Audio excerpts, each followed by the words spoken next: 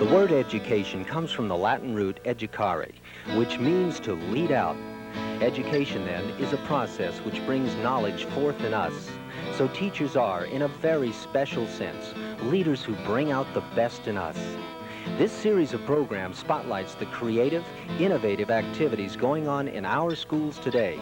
Education is truly hot stuff because stuff means schools today are unique, fun, and fabulous. If you've just joined us, we're with Elizabeth MacDonald Burrows, and very noted author, worldwide traveler, planetary teacher, who is sharing with us today her vision of the future and what the planet is headed for. And what did you think of those little reactions of our survey? Out of the mouth of babes often comes very wise words.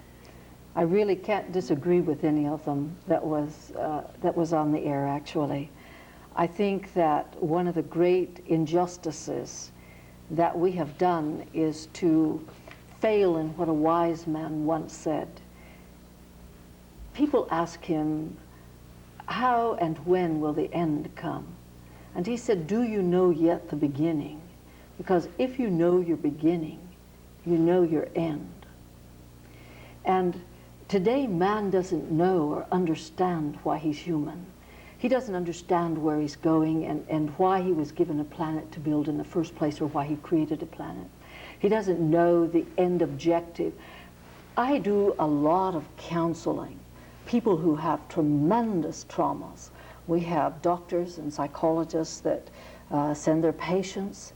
And the one common thing that I find in almost every case of counseling, whether I'm counseling an adult or a child, is they don't know where they're going and they don't know what they want out of life.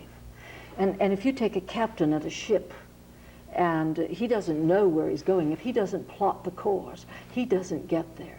So the captain who doesn't plot the course flounders on the sea, and often his ship is banged against the rocks and he's destroyed. And that's what's happening to us. We're destroying ourselves because we don't know where we're going. We're trying to do everything at once. And the most important thing we're looking for is we want to have fun.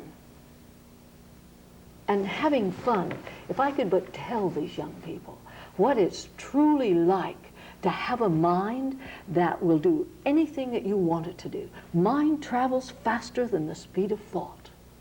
Therefore, this means that man has not only at his fingertips and his physical eyes the libraries of the world, but he has the collective knowledge that has been written in the essence of time, because everything, every word that we speak is a vibration.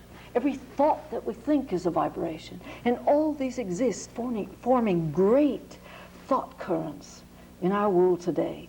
And all these are at the access of man. You take a child, let's take a hypothetical case of what I look toward and think that would make school exciting, where the young person would hardly wait to go to school today.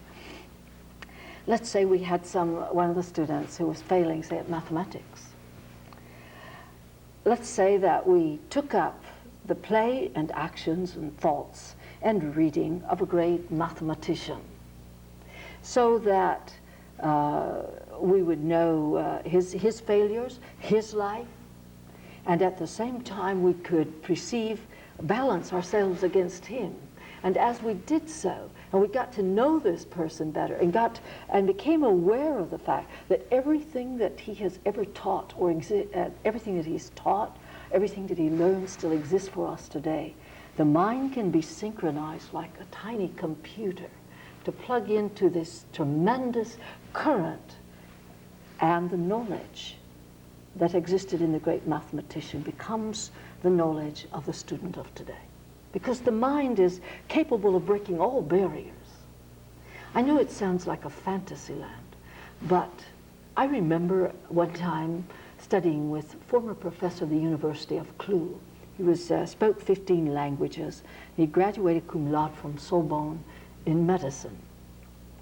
And so when he met me, he looked at me kind of like this, and he said, I have decided to help you.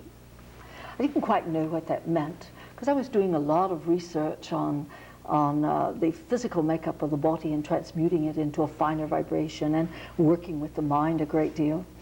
Well, he never spoke physical words in that sense, but somehow or other, a year later, I seemed to have amassed a tremendous amount of knowledge on body purification, transmutation, and so on, without ever having opened a book. And by simple things, you know. One time I said, well, I can't understand this. I'm always breaking my foot or my toe and it hurt. Now I broke my toe. I looked at it and said, well, Elizabeth, I think you broke the toe, and went swimming. So I'm telling him the story. I said, why didn't it hurt? And he said, Elizabeth, because of what you eat. Now this is a man that graduated biochemistry, cum laude, from Sorbonne. And so I think we're missing a vast world in educating our children that this is there for them to get. It's even faster. The mind is even faster than a computer, although I approve of computers. They're here to stay. Yeah, I got a chance to peruse one of the books that you wrote, Pathway to the Immortal. Did I say that right? Close. Okay.